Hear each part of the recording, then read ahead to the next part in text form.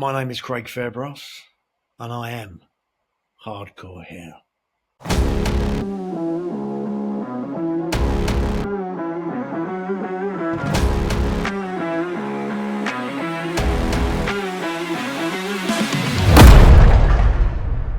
Craig, thank you very much for joining us. I really appreciate it. There's an awful lot of stuff going on at the moment.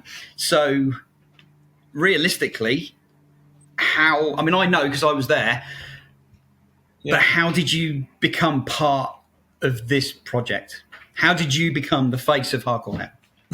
How I became the face of Hardcore Hare? Good question. No, obviously, one of those things that by doing Comic-Cons, I've been travelling, doing quite a few of them recently, and the Isle of Wight was one of them lovely places. And I met your good self, and you said to me, we've got this comic, blah, blah, blah, blah. Started chatting. I always had a fascination for comics and, those type of things. And when you said to me, we've got this character, Hardcore Hare, and, we'd look at these pictures, it could be you and this and that. And I was very flattered. I thought, you know what? I'm impressed with that. I'd like to be a part of it. As simple as that. And there he is. That one. That was the one I gave you. Yeah, it was. It was weird for me because when we started this, I asked Dan a question. Dan Digby, the writer and the artist. Sorry, not the writer. Lee Benstead is the writer. Sorry.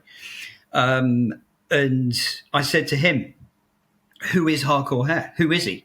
And Dan kind of went, I don't know. I haven't thought that far ahead yet. I've got a name, but I don't know what he looks like. And I was looking, because obviously we were attending the same con as you. And I saw one of your publicity photos. And I just sort of held my hand over your eyes. And I'm like, oh, that's quite good. So I sent a message to Dan and said, should we ask him? And Dan was like, all right. Because I'm a great believer in if you don't ask, you don't get. And when we came over to you and I asked you, the first thing you said was, no, I'm not interested. And I'm sure you get lots and lots of offers from lots of different people. And I'm like, that's cool. I totally understand that. I totally appreciate it. But then you started asking more questions like, well, who's the character? What's this? What's that? And then you just, Ben, you're all right. Do it. No, because I hadn't even ready myself. But you do meet a lot of people. You do get a lot of emails. People do make contact with you now because people can in this the world the way it is with the internet and everything. You are accessible to everybody. So some things are not as good as other things. You know what I'm trying to say. And it was just fascinating when I'd see the effort and the professionalism that had gone in and the care and the commitment into the drawings and, how you presented it. I just thought to myself, I've been lucky enough to do so much in my life as an actor. And it's getting better. I'm traveling the world. I'm meeting different people. And to jump on something else like a comic of a character, I can't wait for my grandkids to get and tell them, it's, listen, no one knows where that will get, where it will go. We know that, but it's nice to be attached to something like this. It's different.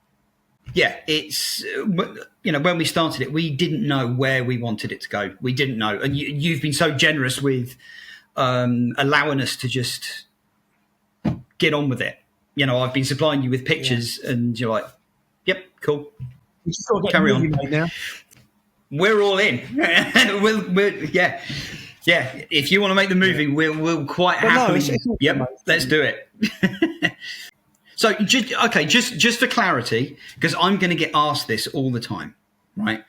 Are you saying that you would like to dress up as a giant bunny rabbit and beat people up with a baseball bat in a film? Everything's about, a point of difference. Potentially. And, there's a quirky way you could make this. We all know that. Yeah.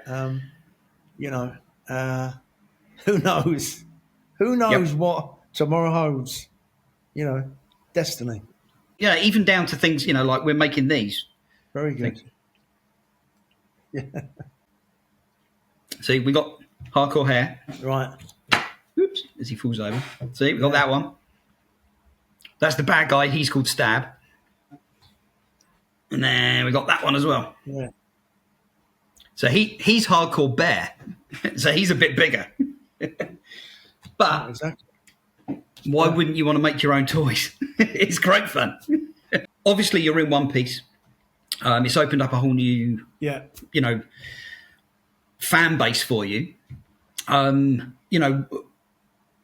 What has interested you in the whole comics thing?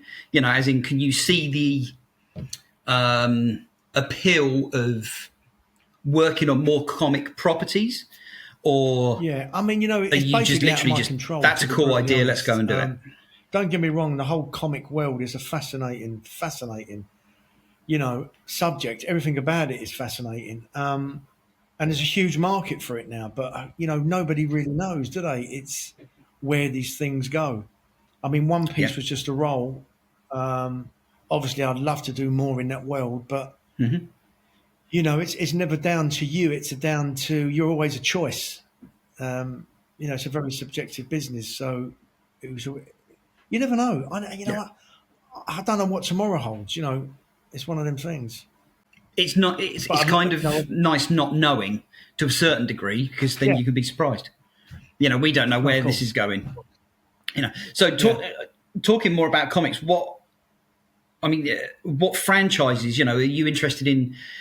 Growing up, did you used to read Batman? Did you used to? What comics, if any, did you used to read? No, I didn't. I wasn't into anything like that. I'm not going to lie to you. No, I just wasn't. Don't get me. I watched Batman. I was more of a Superman fan. But they wasn't really. They're not. They wasn't really as big as they are now. If you know what I mean. To be honest, you'd be called a geek if you was reading years ago. I've been a geek all my life. Mainstream. Yeah, but now very it's changed because of Marvel. Because of, and it's become mainstream as well. Yeah. And that's kind of where we're going with. This isn't mainstream at all. It's quite niche. It is what it is. It's in the same vein as Kick-Ass. It's it's a bit of fun, really, and it's as dark as we want to make it, really.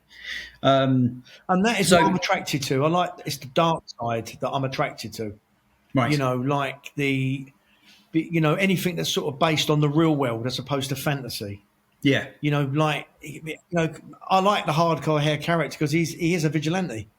Yes. And he's doing it for revenge. We've got issue 3 coming out, and a lot of it's in flashback. And it's quite disjointed, and you find out why he decides to put the suit on. And Dan went to great length to make his daughter look very cute, just so he knew he was going to kill her.